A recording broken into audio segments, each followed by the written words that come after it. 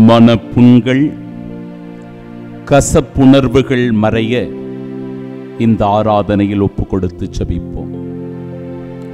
பணியாளரின் கண்கள் தன் தலைவனின் கைதனை நோக்கி இருப்பது போல, பணிப்பெண்ணின் கண்கள் தன் தலைவியின் கைதனை நோக்கி இருப்பது போல, எம் கடவுளாகிய ஆண்டவரே, நீர் எமக்கு இறங்கும் வரை எம் கண்கள் உம்மையே நோக்கி இருக்கும். திருப்பாடல் 123 இரண்டாவது இறைவார்த்தை.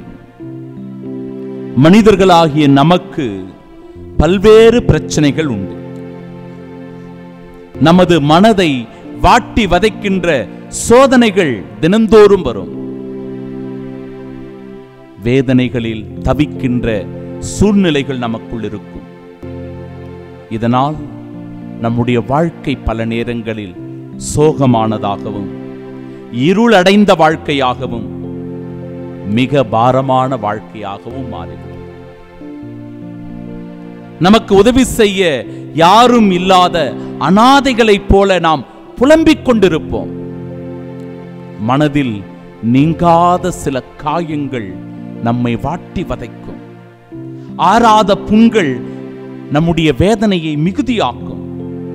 இத்தகைய தருணங்களில் நம்முடைய மனம் அமைதி பெற, நம்முடைய வாழ்க்கை நிம்மதி அடைய, நமக்குள் இருக்கின்ற காயங்கள் மறைய, புண்கள் ஆற, நம்மை இயேசு கிறிஸ்துவிடத்தில் ஒப்பு கொடுப்பதை தவிர நமக்கு வேறு கதி இல்லை, வேறு வழி இல்லை.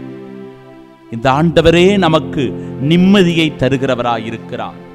இந்த ஆண்டவரே நம்முடைய மனக்காயங்களை புண்களை ஆற்றி ஆறுதலை தேறுதலை தருகிற இறைவனாக இருக்கிறார். சுமை சுமந்து சோர்ந்திருப்போரே, எல்லோரும் என்னிடம் வாருங்கள், நான் உங்களுக்கு இளைப்பாறுதல் தருவேன் என்கிறார் நம் ஆண்டவர். அவரிடத்தில் நம்மை ஒப்பு கொடுப்போம். இயேசுவே, நற்கருணையில் எழுந்தருளி இருப்பவரே, சிறிய சிறிய பிரச்சனைகள் கூட எங்களுடைய வாழ்க்கையில் அதிகமான பாதிப்பை ஏற்படுத்துகிறது, காயத்தை உண்டாக்குகிறது. நாங்கள் உடைந்து போகிறோம், தடுமாறுகிறோம், சோர்ந்து போகிறோம். இந்த காயங்களினால் ஒவ்வொரு நாளும் அவதி கொள்கிறோம். இயேசுவே, வேதனை தணிந்து, காயங்கள் மறைந்து, ஒருவர் மற்றவரை மன்னித்து மன அமைதியுடன் வாழ எமக்கு நிலையான அமைதியை தாரும். ஆமென்.